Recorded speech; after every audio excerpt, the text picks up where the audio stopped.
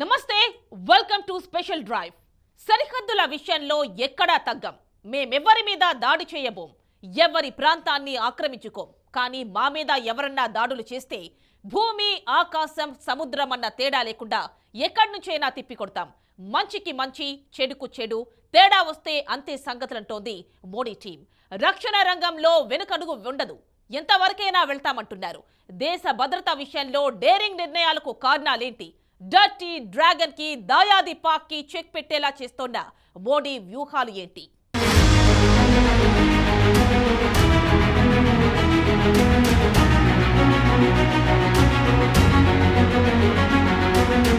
China మనకు పక్కలో బళ్లల్లా తయారైంది. పైకి తీయగా మాట్లాడుతూనే కింద మంట పెడుతోంది. అయితే డర్టీ డ్రాగన్ కంట్రీ గుండెల్లో దడ పుట్టించే మరో వ్యూహాత్మక ఎత్తుగడ వేసింది కేంద్రం. మంచు కురిసినా, భారీ వర్షాలు భయపెట్టినా భారత సైన్యం ఆగ మేఘాల మీద వెళ్లి చైనా బోర్డర్లో మోకరించే అరుదైన మార్గం ఏర్పాటు చేసింది. సేలా సొరంగంతో చైనా ఆగడాలకు చెక్ పెట్టడమే కాదు, జిన్పింగ్ కు జలకిచ్చింది.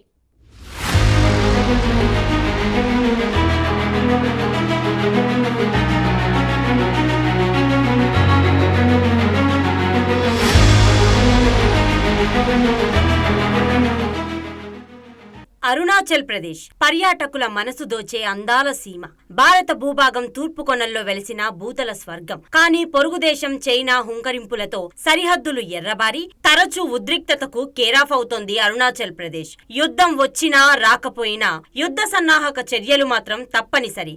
ఆ దిశగా పడ్డ కీలక అడుగులే సేలా టన్నెల్.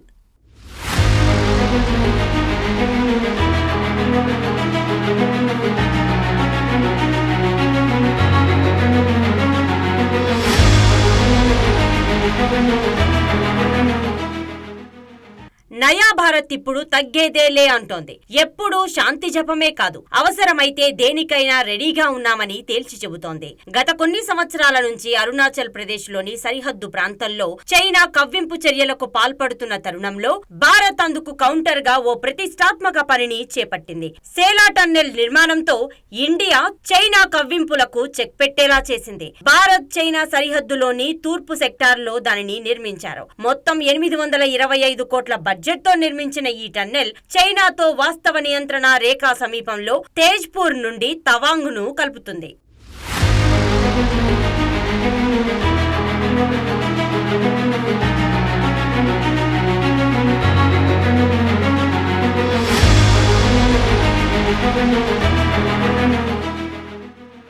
ప్రపంచంలోనే అత్యంత ఎత్తైన ప్రదేశంలో నిర్మించిన డబుల్ లేన్ టన్నెల్ గా చరిత్రకెక్కింది సేలా టన్నెల్. సముద్ర మట్టానికి 13,000 అడుగుల ఎత్తులో పర్వత కొండల మధ్య నిర్మించారు. ఈశాన్య రాష్ట్రాల్లో వాతావరణ పరిస్థితుల కారణంగా ఒక ప్రాంతం నుంచి మరొక ప్రాంతానికి వెళ్లడానికి చాలా ఇబ్బంది ఉంటుంది. ఈ నేపథ్యంలోనే ఎలాంటి వాతావరణ పరిస్థితుల్లో అయినా బాలిపారి, చౌరీ ధౌర్, తవాంగ్ రహదారిలో ప్రయాణం ఆగిపోకుండా ఉండేందుకు ఈ సేలా టన్నెల్ ను నిర్మించారు. పర్వతాల మధ్య సేలా పాస్ కి 400 మీటర్ల దిగువన బార్డర్ రోడ్స్ ఆర్గనైజేషన్ BRO ప్రతిష్టాత్మకంగా చేపట్టిన ప్రాజెక్ట్ ఇది.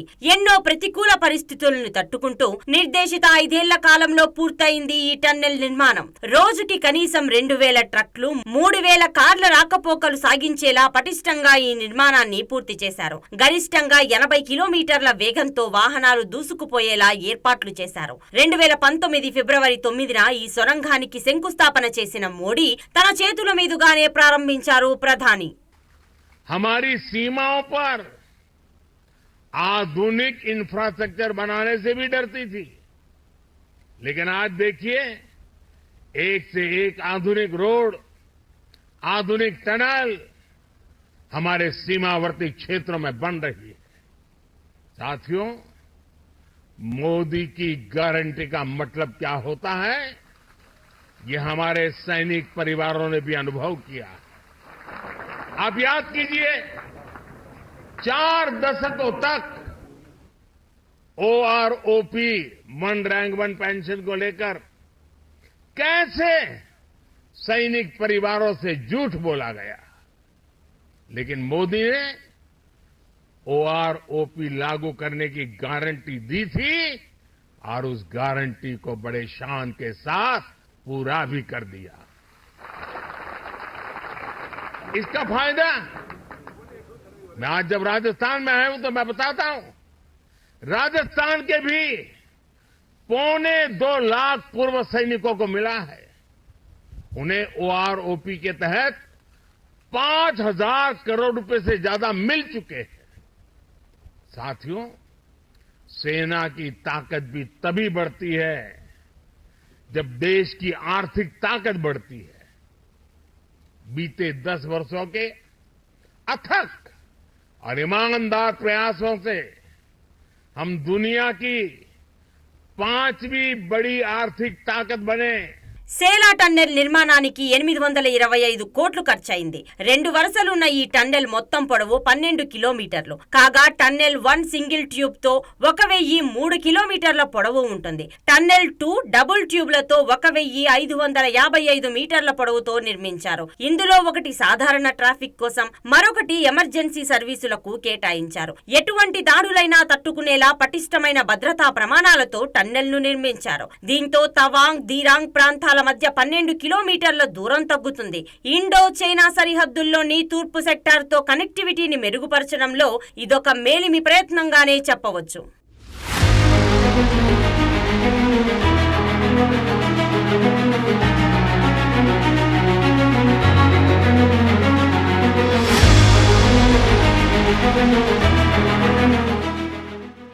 మంచు కురవడం, భారీ వర్షాలు, కొండ చర్యలు విరిగపడడం వల్ల బలిపరా, చెరిద్వార్, తవాంగ్ రహదారిని తరచుగా మూసివేయాల్సి వస్తోంది. ఆ సమయంలో మన సైన్యం చైనా సరిహద్దుల్ని చేరుకోవడం అసాధ్యమవుతోంది. ఇప్పుడు అందుబాటులోకొచ్చిన టన్నెల్ ద్వారా సరిహద్దు ప్రాంతాలకు దళాల చేరిక, ఆయుధాల అందజేత వేగంగా జరిగే ఛాన్స్ ఉంది. ఇంతకంటే కీలకమైన ప్రయోజనం మరొకటుంది. చైనా సరిహద్దులు అత్యంత ఎత్తులో ఉండడంతో చైనా బలగాలు మన సైనికుల మూవ్మెంట్స్ ను సులభంగా కనిపెట్టేవి. ఇప్పుడు సొరంగ మార్గం అందుబాటులోకి రావడంతో డ్రాగన్ దళాలకు ఆ ఛాన్స్ లేకుండా పోయింది.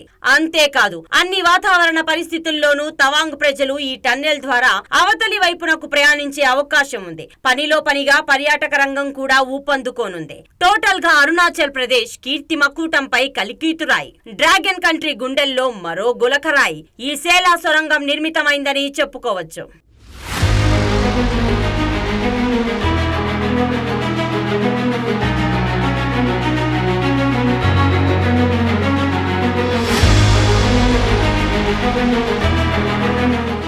భారత్ ఇప్పుడు బలహీన దేశం కాదు. సరిహద్దుల్లో సవాళ్లు ఏ రూపంలో వచ్చినా ఐ డోంట్ కేర్ అంటోంది. ప్రత్యర్థి ఎటు నుంచి వచ్చినా ఎదుర్కొనేందుకు సిద్ధమని సవాల్ విసురుతోంది. మనం ఎవరి జోలికి వెళ్లం. కావాలని మనతో కవ్వింపు చర్యలకు దిగితే మాత్రం తోకలు కత్తిరిస్తామని శత్రు దేశాలకు హెచ్చరికలు జారీ చేశారు రాజ్నాథ్ సింగ్. భారత్ బలహీన దేశం కాదని, ఎవరైనా ఎదుర్కొనే సత్తా మనకుందని బల్లగుద్ది చెప్పారు డిఫెన్స్ మినిస్టర్.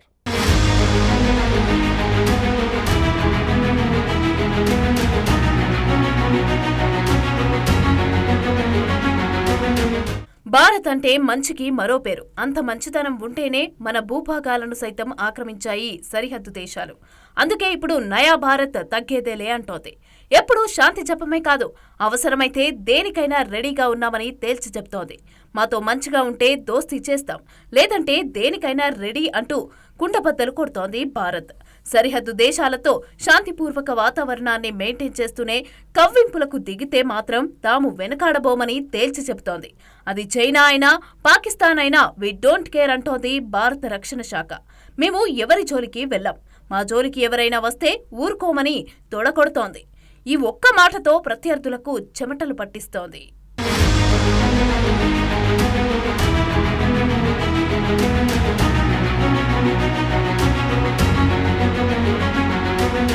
కొన్నేళ్లుగా చైనా సరిహద్దులో నెలకొన్న ఉద్రిక్తతల నేపథ్యంలో కేంద్ర మంత్రి రాజ్నాథ్ సింగ్ చేసిన కామెంట్స్ హాట్ టాపిక్ గా మారాయి.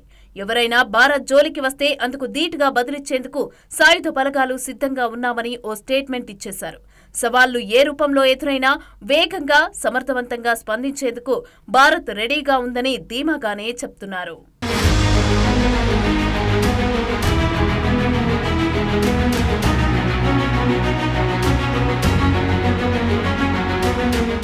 నింగి, నేల, సముద్రం ఇలా ఏ రూట్లో అయినా ఎవరైనా భారతదేశం పైన దాడికి దిగితే తమ బలగాలు చాలా శక్తివంతంగా స్పందిస్తాయని అన్నారు రాజ్నాథ్. తాము ఎవరి భూమిని కబ్జా చేయలేదని, కానీ ఎవరైనా భారత్ పైన దాడి చేస్తే మాత్రం వాళ్లకు ధీటుగా సమాధానం చెప్పగలిగే స్థితిలో ఉన్నామని తెలిపారు. గత ప్రభుత్వాలు రక్షణ రంగానికి పెద్దపీట వేయలేదని తాను అనటం లేదని, కానీ తాము రక్షణ రంగంలో ఆత్మనిర్భర్ భారత్ కింద మరింత బలోపేతం చేశామని చెప్పుకొచ్చారు రాజ్నాథ్.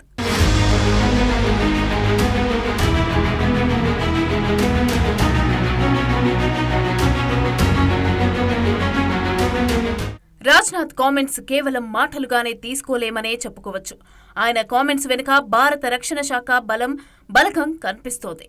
ప్రధాని మోదీ అధికారంలోకి వచ్చినప్పటి నుంచి డిఫెన్స్ రంగంలో ఎన్నో మార్పులను తీసుకొచ్చారు.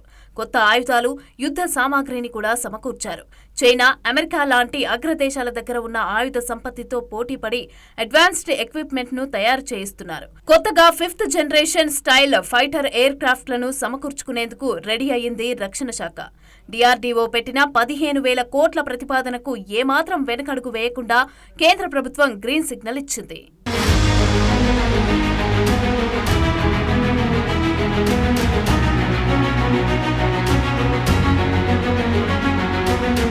మరోవైపు అమెరికా నుంచి దిగుమతి చేసుకున్న సిహాక్ మోడల్ హెలికాప్టర్లను కూడా రంగంలోకి దించింది భారత్ నేవీ. ఇక సముద్రంలో దాగి ఉన్న శత్రు జలాంతర్గములు, క్షిపణులను కూడా నాశనం చేసి నిఘా పెంచేందుకు ఈ హెలికాప్టర్లు ఉపయోగపడనున్నాయి. ఇప్పటికే ప్రపంచంలోనే అత్యంత శక్తివంతమైన నేవీల్లో ఒకటిగా పేరొందిన భారత నౌకాదళం సిహాక్ హెలికాప్టర్ రాకతో మరింత పటిష్టంగా మారింది.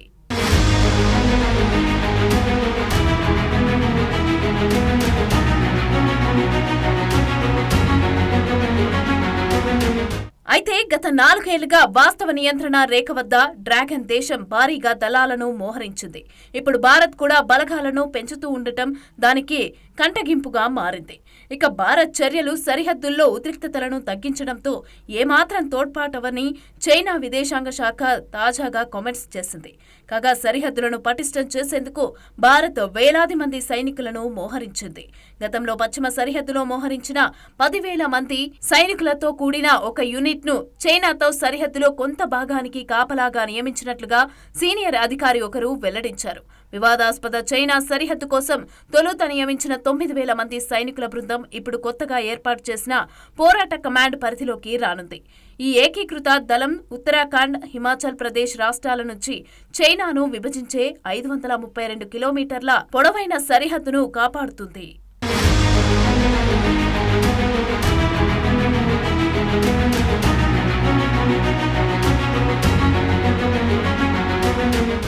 ఏది ఏమైనా ఎన్డీఏ ప్రభుత్వం రక్షణ రంగం విషయంలో రాజీ పడకుండా ముందుకు సాగుతోంది. యుద్ధ సామాగ్రిలతో పాటుగా సైనిక సామర్థ్యాలను కూడా పెంచుకుంటూనే ప్రత్యర్థులకు తమతో పెట్టుకుంటే తస్మాత్ జాగ్రత్త అని వార్నింగ్స్ వదులుతున్నారు.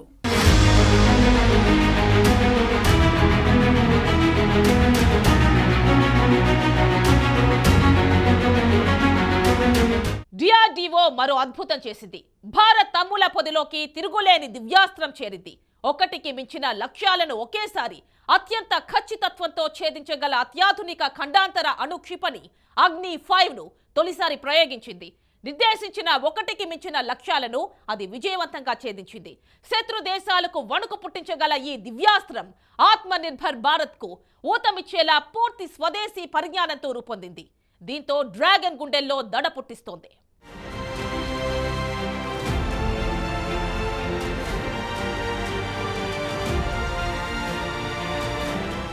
రక్షణ పరిశోధన అభివృద్ధి సంస్థ మరో ఘనత సాధించింది. మిషన్ దివ్యాస్త్ర పేరుతో బహుళ లక్ష్యాలను ఛేదించగల సామర్థ్యంతో రూపొందించిన అగ్ని-5 క్షిపణిని మొదటిసారి విజయవంతంగా పరీక్షించింది. స్వదేశీ పరిజ్ఞానంతో రూపొందించిన ఆ అధునాతన క్షిపణిని multiple independent targetable re-entry vehicle సాంకేతికతతో అభివృద్ధి చేశారు. దీంతో ఒకే క్షిపణి సహాయంతో అనేక వార్ హెడ్లను వేర్వేరు లక్ష్యాలపైన ప్రయోగించవచ్చు. మిషన్ దివ్యాస్త్రాలో భాగంగా భారత రక్షణ పరిశోధనా సంస్థ ఈ ప్రయోగం చేపట్టి సక్సెస్ సాధించింది.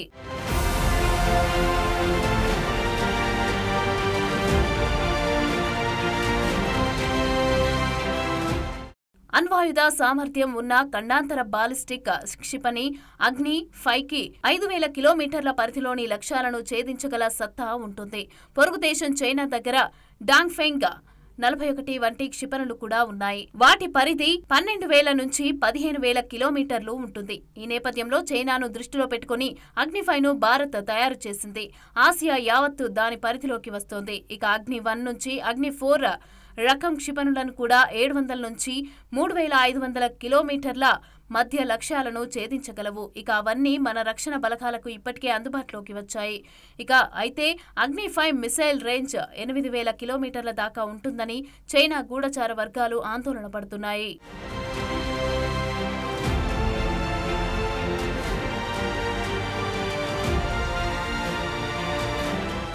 అగ్ని-5 మిసైల్ తొలి టెస్ట్ ఫ్లైట్ సక్సెస్ కావడం పైన ప్రధాని మోదీ హర్షం వ్యక్తం చేశారు. DRDO శాస్త్రవేత్తలను చూసి గర్విస్తున్నామని ట్వీట్ చేశారు. MIRV సాంకేతికతతో అగ్ని-5 క్షిపణిని విజయవంతంగా ప్రయోగించడం దేశం రక్షణ సంసిద్ధత వ్యూహాత్మక సామర్థ్యాలను పెంపొందించడంలో ఒక ముఖ్యమైన మైలురాయిని సూచిస్తుందని రాసుకొచ్చారు. ఇక ఈ మిషన్ దివ్యాస్త్ర అతిపెద్ద అడ్వాన్స్డ్ వెపన్స్ సిస్టమ్ గా తెలుస్తోంది. చైనాను దృష్టిలో పెట్టుకుని దీన్ని గేమ్ చేంజర్ గా నిపుణులు పేర్కొంటున్నారు. దీనికి దేశ భౌగోళిక స్థితిగతులను మార్చే సత్తా ఉన్నట్లుగా అధికార వర్గాలు తెలిపాయి.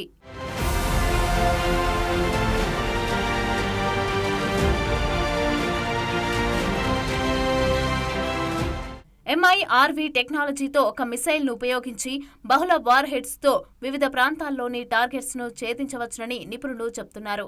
అయితే ఈ టెక్నాలజీ కలిగిన దేశాల సంఖ్య అతి తక్కువగానే ఉంది. ఇక ఇప్పుడు ఆయా దేశాల సరసన భారత్ సైతం చేరినట్లయింది.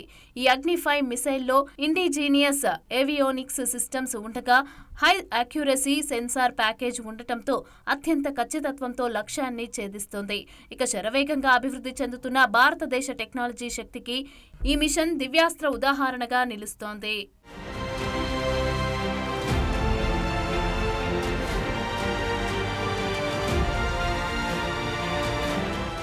అగ్ని-5 క్షిపణి రేంజ్ గురించి మన DRDO పూర్తి వివరాలైతే వెల్లడించడం లేదు. అయితే చైనా భూభాగంలోని ఏ ప్రాంతంలోని లక్ష్యాన్నైనా అది ఛేదిస్తుందని చెప్తున్నారు. అంటే దాని రేంజ్ 8,000 కిలోమీటర్ల దాకా ఉంటుందని అంచనాలు ఉన్నాయి. భారతదేశ సుదీర్ఘ భద్రతా అవసరాలను దృష్టిలో పెట్టుకుని సైంటిస్టులు దీనికి రూపకల్పన చేశారు. చైనా ఉత్తర భాగంతో సహా మొత్తం ఆసియా, యూరోప్లోని కొన్ని ప్రాంతాలు ఈ మిసైల్ స్ట్రైకింగ్ కి రేంజ్ అని తెలుస్తోంది. ఇక ఇటీవల కాలంలో దేశ భద్రతకు కేంద్ర ప్రభుత్వం పెద్దపీట వేస్తోంది. ఇందులో భాగంగానే బాలిస్టిక్ మిసైళ్లను అడ్డుకునేందుకు ప్రత్యేక సిస్టంలను కూడా ఎప్పటికప్పుడు అభివృద్ధి చేసి టెస్ట్ చేస్తున్నారు శాస్త్రవేత్తలు.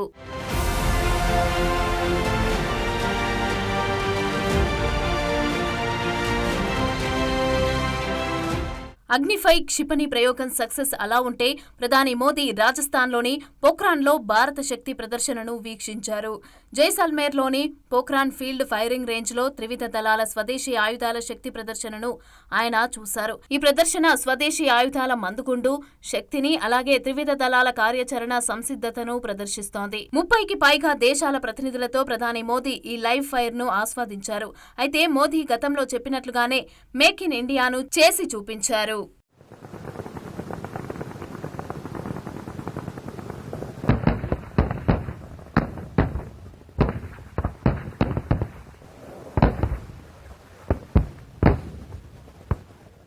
यही पोखरण है जो भारत की परमाणु शक्ति का साक्षी रहा है और यहीं पर हम आज स्वदेशीकरण से सशक्तिकरण उसका दम भी देख रहे हैं. भारत आज पूरा देश भारत शक्ति का ये उत्सव शौर्य की भूमि राजस्थान में हो रहा है, लेकिन इसकी गूंज सिर्फ भारत में ही नहीं पूरी दुनिया में सुनाई दे रही है. అయితే నేడు రక్షణ రంగంలో భారతదేశం ఆత్మనిర్భరలో పురోగతి సాధించడం మనమంతరం చూస్తున్నామని కేంద్రం చెబుతోంది. కానీ 26 సంవత్సరాల క్రితం కూడా ప్రధాని నరేంద్ర మోదీ పోఖ్రాన్ను సందర్శించి విజన్ మిషన్ గురించి స్పష్టంగా తెలియజేశారు. ఆ సమయంలో 100% మేక్ ఇన్ ఇండియా సాధించనున్నట్లుగా చెప్పారు. ఇక అయితే ప్రధాని నరేంద్ర మోదీ అప్పుడు ఇప్పుడు ఒకే మాటపైన ఉన్నారు. మేక్ ఇన్ ఇండియా కల గురించి 26 ఏళ్ల కిందటే మాట్లాడారు. అనుకున్నది సాధించారనే చెప్పవచ్చు.